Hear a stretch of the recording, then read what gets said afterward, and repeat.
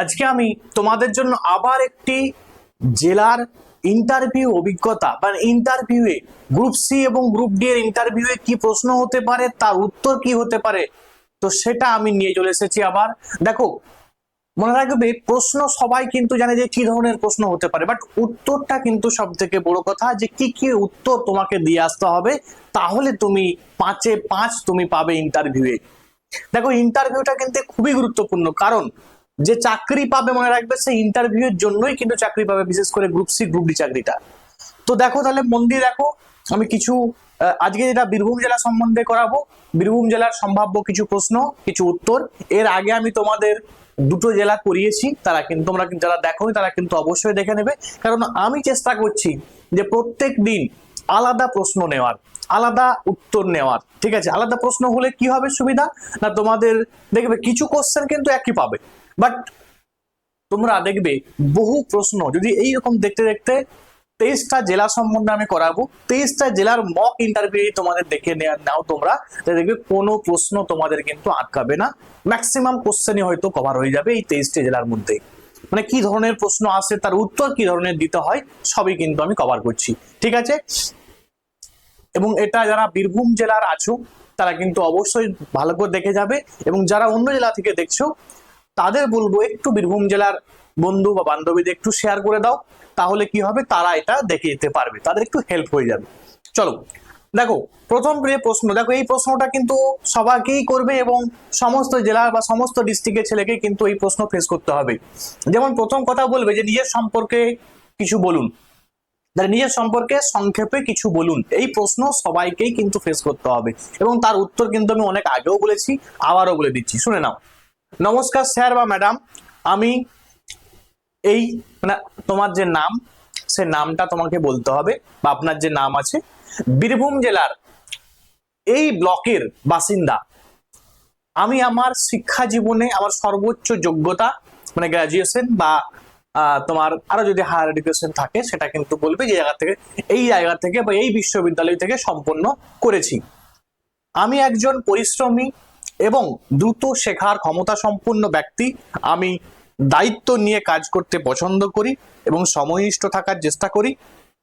এই পদের মাধ্যমে আমি আমার দক্ষতা ব্যবহার করে প্রতিষ্ঠানের কাজে অবদান রাখতে চাই এবং নিজেকেও আরো উন্নত করতে চাই। বোঝা গেল? একটা সুন্দর তোমার সম্বন্ধে ইন্ট্রোডাকশন দিলে, শর্টে ইন্ট্রোডাকশন দিবে, একদম বিশাল ভাবে দেওয়ার দরকার নেই, যেভাবে বললাম এরকম শর্টে একটা ইন্ট্রোডাকশন কিন্তু দেবে। এরপরে এই একটি প্রশ্ন কিন্তু তোমাদের ফেস করতে হবেই হবে। ঠিক আছে, মানে সবাইকে করবে এরকম নয়, বাট এই কোশ্চেনটা কিন্তু করা হয়। কিরকম প্রশ্ন, না আপনার স্ট্রেংথ কি, আপনার উইকনেস কি। ঠিক আছে, স্ট্রেংথ উইকনেস, দেখো আমি আগের দিন কিন্তু উইকনেস তোমাদের বলেছিলাম, তাহলে আজকে কিন্তু উইকনেস আমি বলছি না, আজকে স্ট্রেংথ বলছি। তাই দেখো দুটো প্রশ্নই কিন্তু তোমাদের কভার হলো।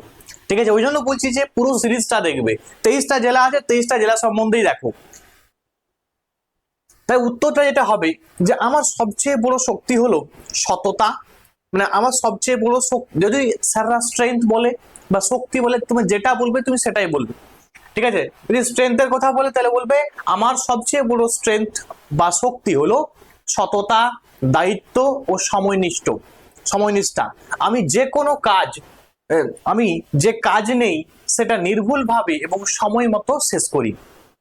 তাহলে একদম পজিটিভ একটা ভাইবস তুমি দিলে যে আমার যে আমার মধ্যে যে স্ট্রেংথ আছে সেটা হচ্ছে আমি, আমার মধ্যে সততা আছে, আমি দায়িত্ববোধ এবং আমি সময়নিষ্ঠ। খুব ভালো কথা একটা, এই কথাটা কিন্তু বলে আসতে হবে তোমাকে। পরের কথা দেখো, এটা হচ্ছে স্পেশালি যারা বীরভূম জেলার ক্যান্ডিডেট তাদের জন্য এই ধরনের কোশ্চেন কিন্তু হবে। কি কোশ্চেন, না তোমার জেলা সম্বন্ধে তোমাকে ভালো করে কিন্তু কিছু প্রশ্ন জেনে যেতেই হবে। একদম তোমাদের আমি এখন থেকেই বলে দিচ্ছি যে যে যে জেলার আছো সেই জেলা সম্বন্ধে কিছু ইনফরমেশন তোমাকে গ্যাদার করেই যেতে হবে, এবং সেই ইনফরমেশন গুলো তোমাকে কিন্তু ভালো করে কিন্তু রিপ্রেজেন্ট করতে হবে। যেমন একটা কোশ্চেন হয়েছে যে আপনার জেলা বীরভূমের নামকরণ কিভাবে হয়েছে, তখন তোমাকে উত্তর করতে হবে যে মনে করা হয় বীরভূমের রাজধানী রাজনগরের রাজা বীর সিং এর নামানুসারে এই জেলার নামকরণ হয়েছে। আবার অনেকের মতে এই জেলা একসময় বীর যোদ্ধাদের ভূমি ছিল বলে এর নাম বীরভূম বা বীরের ভূমি। খুব সুন্দর করে এই উত্তরটা কিন্তু তোমাকে রেডি করে যেতে হবে, অবশ্যই কিন্তু রেডি করে যেতে হবে। পরের প্রশ্ন দেখো, বলছে যে বীরভূম জেলার 3টি বিখ্যাত দর্শনীয় স্থানের নাম বলুন। খুব ভালো প্রশ্ন। তাহলে বলতে পারো যে বীরভূম জেলার 3টি বিখ্যাত দর্শনীয় স্থান হলো শান্তিনিকেতন, যা রবীন্দ্রনাথ ঠাকুরের স্মৃতি বিজড়িত, তারাপীঠ, যা একটি প্রসিদ্ধ শাক্ত তীর্থ, এবং বক্রেশ্বর, যা উষ্ণ প্রস্রবণ বা তারা সতীপীঠের জন্য পরিচিত। তাহলে এই সুন্দর তুমি বলে দিলে যে বিখ্যাত দর্শনীয় 3টি স্থান আছে তার সম্বন্ধে। দেখো অনেক পাহাড় আছে, বীরভূমের মাওভাগ্নে পাহাড় আছে, সেই ইনফরমেশন গুলো তোমাদের জাস্ট জেনে যেতে হবে। ঠিক আছে, প্রয়োজন হলে সেগুলো এখানে কিন্তু অ্যাড করতে পারো তুমি, বাট তোমাকে 3টা বলতে বলেছে, আমি তাই 3টাই বললাম, তার বেশি কিন্তু আমি বলবো না। ক্লিয়ার? দেখো পরের প্রশ্ন, বলছে বীরভূম জেলার কৃতি ব্যক্তিত্ব হিসাবে কাদের নাম আপনি বলবেন। তোমাকে এই কোশ্চেন করলো, উত্তর কি করবে? তাহলে না, ভারতের প্রাক্তন রাষ্ট্রপতি প্রণব মুখোপাধ্যায়, নোবেলজয়ী অর্থনীতিবিদ অমর্ত্য সেন, গীত গোবিন্দের রচয়িতা কবি জয়দেব এবং বৈষ্ণব কবি বড়ুচণ্ডী দাস। তাহলে এরা সবাই কিন্তু বীরভূম জেলার। ঠিক আছে, তারা প্রত্যেকেই তারা তাদের নিজ নিজ ক্ষেত্রে দেশ এবং বিশ্বের দরবারে বীরভূমের নাম উজ্জ্বল করেছেন। তাহলে এই যে নামগুলো আমি বললাম, দেখো সবাই কিন্তু ফেমাস। ঠিক আছে, এই যেমন প্রাক্তন রাষ্ট্রপতি প্রণব মুখোপাধ্যায় খুবই ফেমাস, অমর্ত্য সেন খুবই ফেমাস। ঠিক আছে, তোমার গীত গোবিন্দের রচয়িতা জয়দেব, তারপরে বৈষ্ণব কবি বড়ুচণ্ডী দাস। তাহলে এই ফেমাস নামগুলো কিন্তু তুমি বলে দিলে, তাহলে দেখবে খুব যারা ইন্টারভিউ নিচ্ছে তারা বলবে যে না, সেটা কিছু জানে। ঠিক আছে, ইন্টারভিউ যে দিতে এসেছে কিছু ইনফরমেশন গ্যাদার করে এসেছে বা কিছু জানে। ঠিক আছে, তোমাদের এইগুলো বেসিক ইনফরমেশন, তোমাকে তোমার ডিস্ট্রিক্ট সম্বন্ধে জানতে হবেই হবে তোমাকে। ঠিক আছে, তুমি যে ডিস্ট্রিক্ট থেকে যাও না কেন, ঠিক আছে, তুমি বাঁকুড়া থেকে যাও, তুমি বীরভূম থেকে যাও, ঠিক আছে, তুমি মুর্শিদাবাদ থেকে যাও, যেখান থেকে যাবে তোমার কিন্তু তোমার যে জেলা, সেই জেলার নামকরণের যদি কিছু হিস্ট্রি বা ইতিহাস থাকে সেটা জানতে হবে, তাদের কিছু ব্যক্তিত্বর নাম জানতে হবে, সেখানে কিছু দর্শনীয় স্থানের নাম জানতে হবে। এইগুলো কিন্তু তোমাদের একটা বেসিক ইনফরমেশন। পরের প্রশ্ন, তোমার চাকরি সম্বন্ধে কিছু কোশ্চেন কিন্তু তোমাকে হবে। দেখো আমি কিভাবে আমি জিনিসটা ভাগ করেছি, মন দিয়ে শোনো।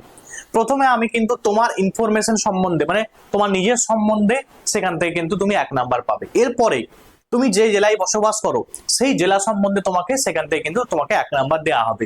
তারপরে এই চাকরি সম্বন্ধে, ঠিক আছে, মানে যে চাকরি তুমি করবে সেই চাকরির সম্বন্ধে তোমাকে ইনফরমেশন কিন্তু জানতেই পারে।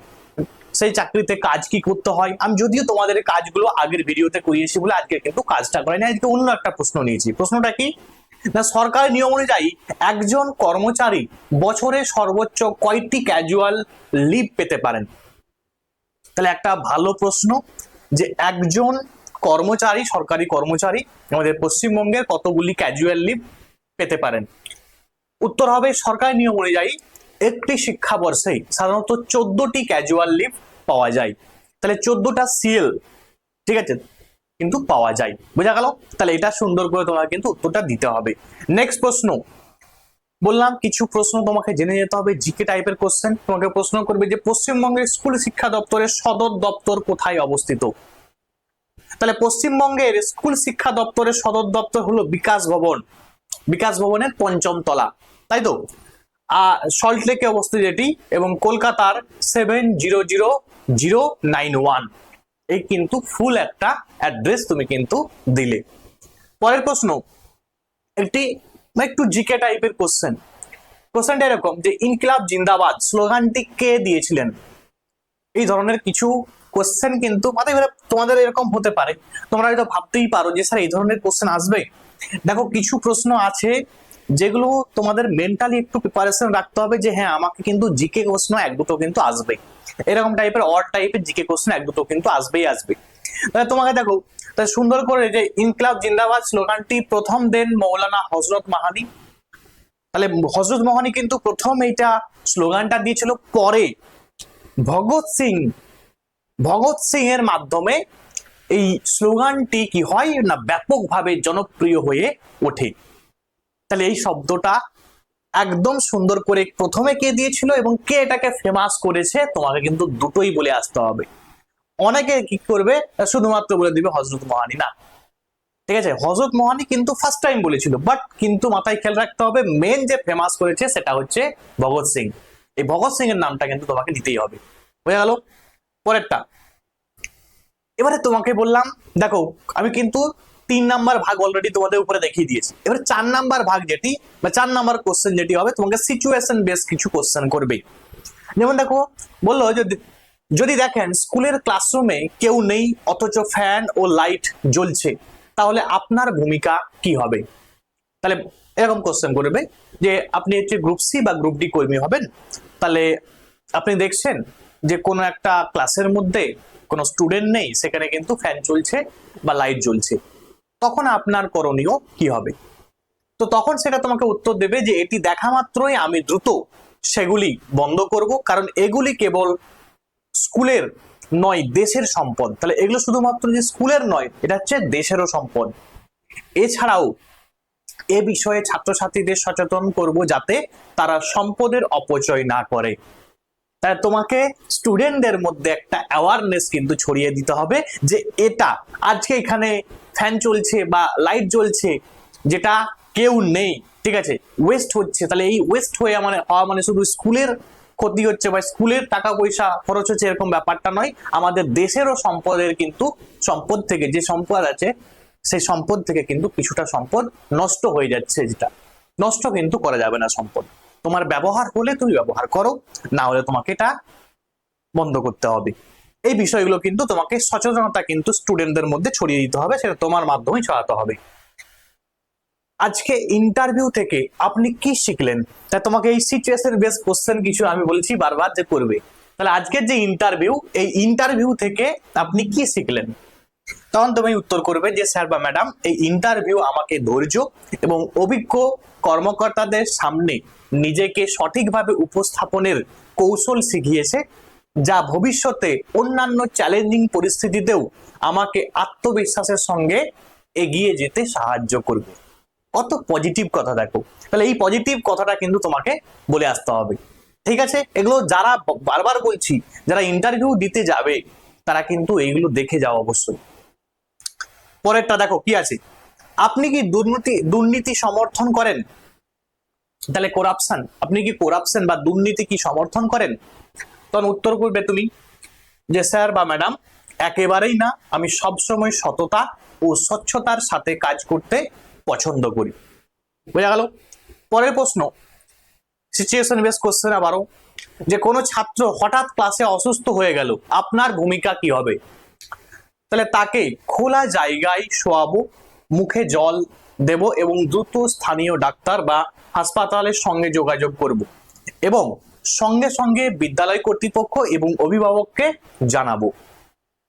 বোঝা গেল? তাহলে এই যে কোন একটা স্টুডেন্ট অসুস্থ হতেই পারে, সেক্ষেত্রে তুমি দেখতে পেয়েছো তার তোমার করণীয় কি, সেটা করণীয় ব্যাপারটা আমি কিন্তু বলে দিলাম।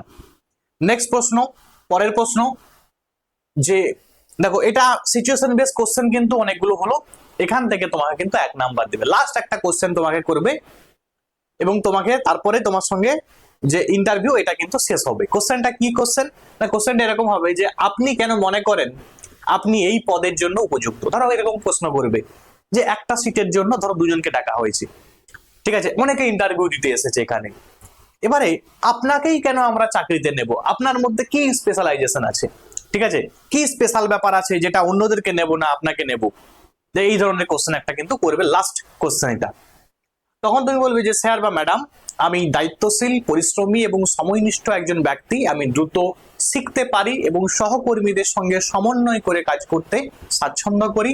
আমি বিশ্বাস করি এই গুণগুলো আমাকে এই পদের দায়িত্ব সঠিকভাবে পালন করতে সাহায্য করবে। তাহলে এই একটা সুন্দর পজিটিভ উত্তর তুমি কিন্তু দেবে।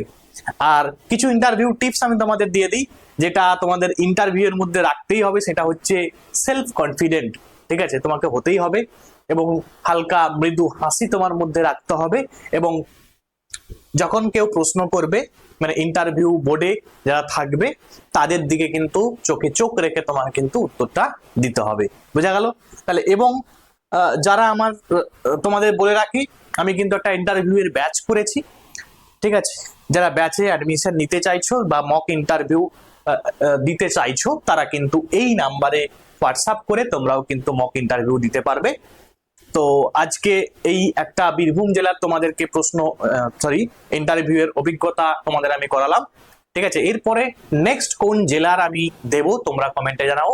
আমি অবশ্যই কিন্তু নেক্সট যে ভিডিও হবে সেই ভিডিওতে তোমার যে জেলা, ঠিক আছে, তুমি কোন জেলা থেকে দেখছো সেটা কমেন্টে জানাবে, তাহলে কিন্তু আমি সেই জেলার ভিডিও খুব দ্রুত কিন্তু রেডি করে দেবো। আজকে এখানে পর্যন্ত, থ্যাংকস ফর ওয়াচিং, প্রত্যেকে ভালো থাকবে।